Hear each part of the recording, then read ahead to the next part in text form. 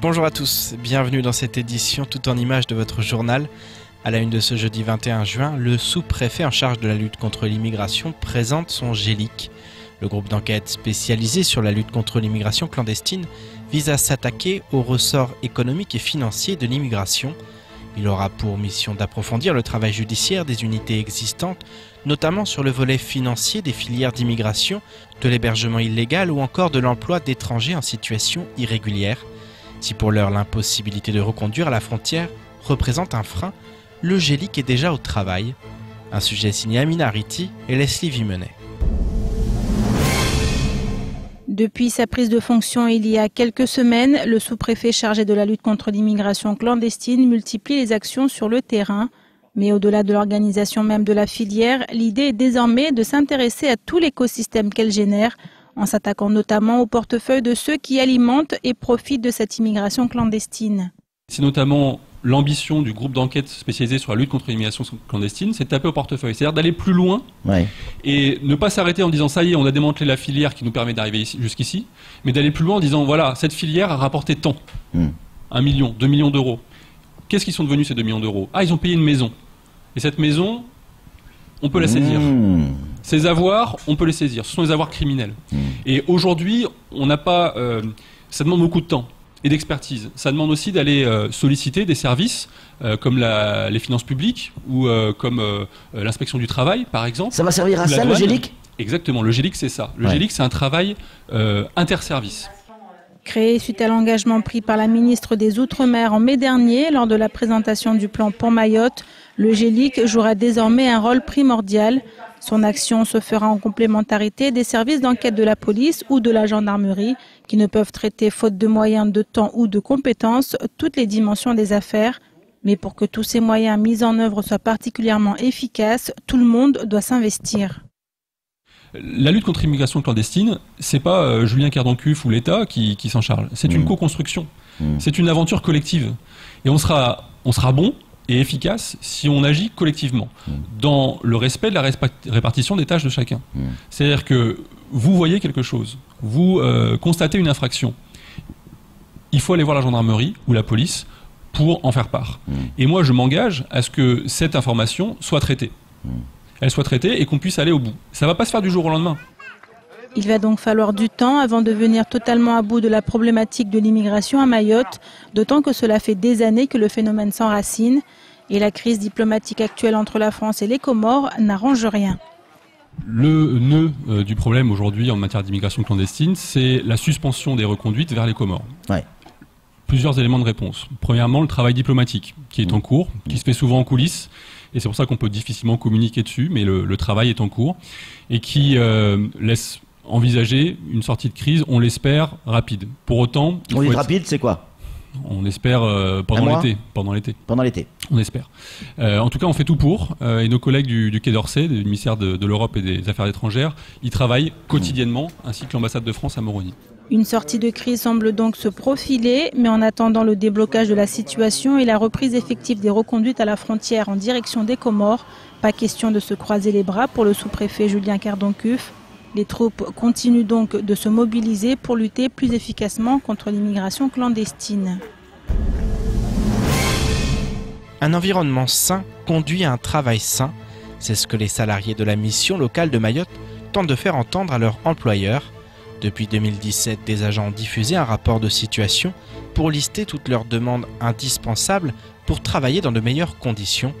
Aujourd'hui, ils sont déterminés à se faire entendre pour obtenir ce qu'ils veulent.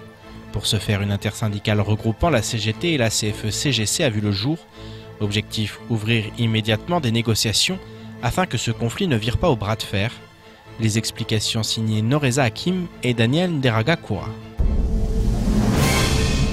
Après de multiples alertes, les agents de la maison d'insertion des jeunes ont décidé de hausser le ton. Depuis ce matin, une partie des personnels sont en grève à l'appel d'une intersyndicale composée de la CGT et de la CFE-CGC. Le syndicat des cadres assure avoir interpellé à plusieurs reprises la direction de la mission locale afin qu'elle se penche rapidement sur les doléances des agents. Nous, la CFE-CGC, nous avons énormément alerté sur cette situation en demandant à ce que rapidement des solutions puissent être trouvées. Ça fait depuis 2013 que nous avons des revendications qui ne voient toujours pas le jour. Et depuis le 4 mai, nous les avons saisies pour mettre en place un CA d'urgence pour résoudre des négociations sur 9 points urgents, importants pour les salariés de la mission locale. Et depuis le 4 mai jusqu'au 4 juin, jusqu'à aujourd'hui, le bureau de la direction de la mission locale ne collabore pas. Problèmes sanitaires, bureau sans climatiseur, téléphone qui ne fonctionne pas, manque de sécurité. Les agents de la mission locale se plaignent de conditions de travail indignes. Et si une réunion a eu lieu la semaine dernière, pour l'heure, les négociations restent au point mort. On nous avait invité à une réunion la semaine dernière, juste pour dire qu'on vous a invité, on a discuté. Mais absolument, il n'y a rien. Donc j'espérais qu'ils vont prendre en compte la doléance principale des agents, qui est qu'un conseil d'administration soit mis en place très rapidement pour qu'on puisse vraiment apporter sur table les revendications de ces agents. Nomination de délégués du personnel, versement des salaires à date fixe, application des 35 heures, renforcement des effectifs. La liste des revendications n'est pas nouvelle, de quoi laisser craindre que ce nouveau mouvement social se transforme en bras de fer. On poursuit cette édition avec les Journées nationales de l'archéologie à Mayotte. Pour la 5e édition locale, le MOUMA proposera différents ateliers tout public ainsi que des animations autour de l'archéologie. Le musée propose de mettre l'accent sur l'archéologie sous-marine par une conférence ce samedi 22 juin 2018 en lien avec les prospections dans le lagon et plus particulièrement celle de la baie de Soulou et Aqua réalisée en 2016. Elles font état d'une présence de structures en pierre faisant office de pièges à poissons. L'occasion de remonter le temps et de se plonger sur l'histoire de la pêche à Mayotte tout en découvrant le métier d'archéologue. Écoutons plutôt le chargé de projet au MOUMA, présent ce matin lors de la matinale de Kwesi. C'est vraiment à ces occasions-là que l'on présente les découvertes archéologiques, que l'on travaille avec les élèves, avec les jeunes, pour justement une série d'animations, pour qu'ils puissent découvrir le métier d'archéologue. Par exemple, les années passées, on a travaillé sur des fouilles archéologiques. Donc un enfant avait un bac, les enfants avaient des bacs, et ils fouillaient, ils découvraient sur un bloc-notes, ils notaient, et puis ils essayaient de se repérer dans l'espace, et puis ils prenaient l'objet, ils le découvraient, ils découvraient en même temps les outils qu'ils ont utilisés. C'est un peu ça. Cette année, on a voulu mettre l'accent sur l'archéologie sous-marine. Donc ça sera à peu près la même chose que l'année dernière, mais sous-marine. Donc tout est mis en œuvre pour que ça soit agréable aux enfants, qu'ils puissent découvrir aussi des choses. Mais comment on peut aller découvrir de l'archéologie sous-marine? Clairement, il faut plonger. Mais ce sont des ateliers. D'accord. Ce sont des ateliers, donc les enfants vont faire... Ils vont avoir des bacs d'eau avec des objets qui seront enfouis, etc. Et ils vont jouer aux archéologues. Ils vont jouer aux archéologues sous-marins. Et donc, ils vont pouvoir donc travailler, voir, se mettre dans la peau de quelqu'un qui est en train de fouiller dans la mer, voilà, et ça va beaucoup amuser les enfants. Ouais. Et ils vont surtout découvrir ce métier-là.